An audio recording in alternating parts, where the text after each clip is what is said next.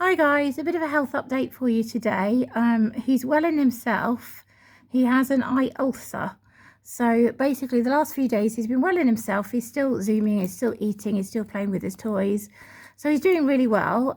Possibly a little bit more tired than usual at certain times of the day, which does worry me a little bit. But generally while he's still eating and being well in himself, it's still a good sign that the cancer isn't spreading, hopefully.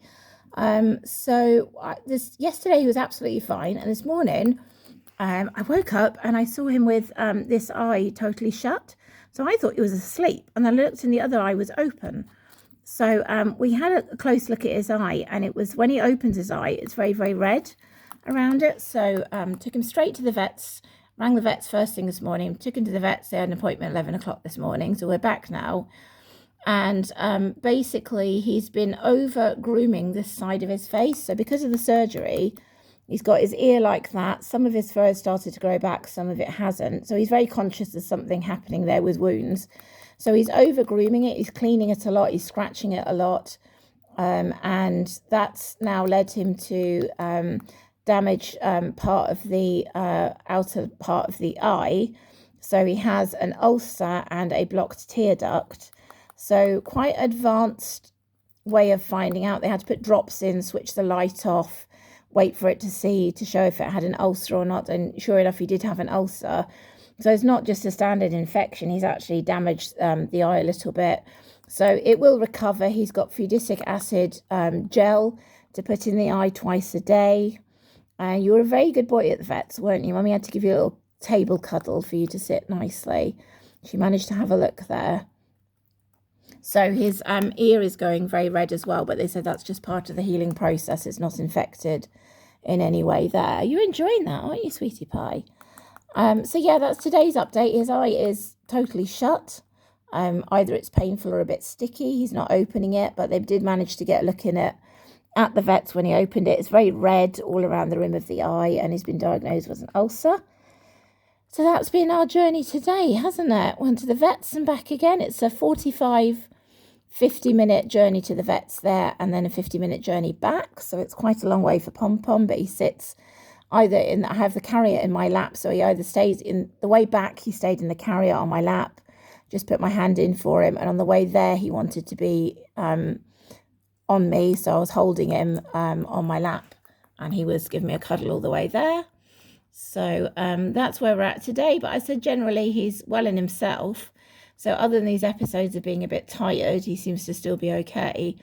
Now, in terms of the melanoma vaccine that he's going to have, he has been referred, but there is a shortage of them, as I mentioned before, in the country. So we spoke to the vet about it, and it looks like Cambridge University Veterinary Department, Research Department, should be able to get them in sooner than anywhere else, which is good because that's our local one. But they are talking about potentially going into the new year getting supply of them. So it's not ideal. We're obviously a little bit concerned and would rather get that done sooner rather than later, but it's out of our hands now. We just really have to wait and see what happens with that. So basically there is a national shortage of it in the UK. We've contacted veterinary oncologists abroad in France and Italy. Oh, sweetie pie, I've got to follow you now. I was sat on the floor filming you.